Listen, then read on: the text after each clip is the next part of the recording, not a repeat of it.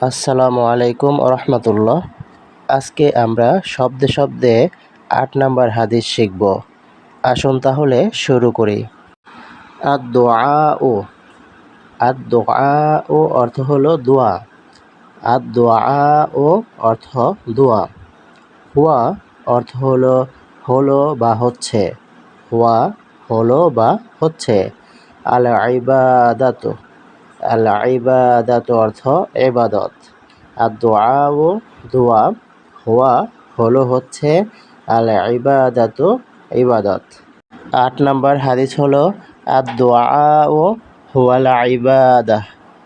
আদ-দুআউ হুয়াল ইবাদাহ। উক্ত হাদিসটির বাংলা অর্থ হলো দোয়াই ইবাদত। আদ-দুআউ হুয়াল ইবাদাহ, দোয়াই ইবাদত। আসুন আমরা এখন ইংরেজিতে শিখি।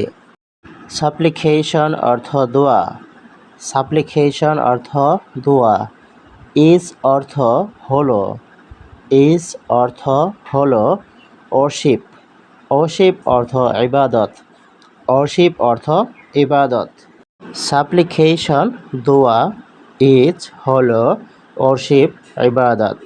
আসুন আমরা পুরো বাক্যটি ইংরেজিতে শিখি। সাপ্লিকেশন ইজ ওয়ার্শিপ।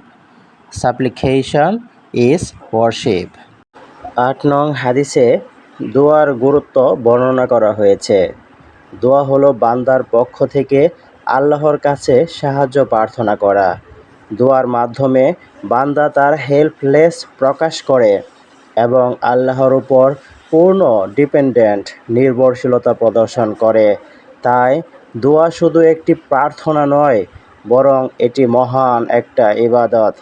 তাই আসুন আমরা আজকে থেকে বেশি বেশি দোয়ার আমল করি।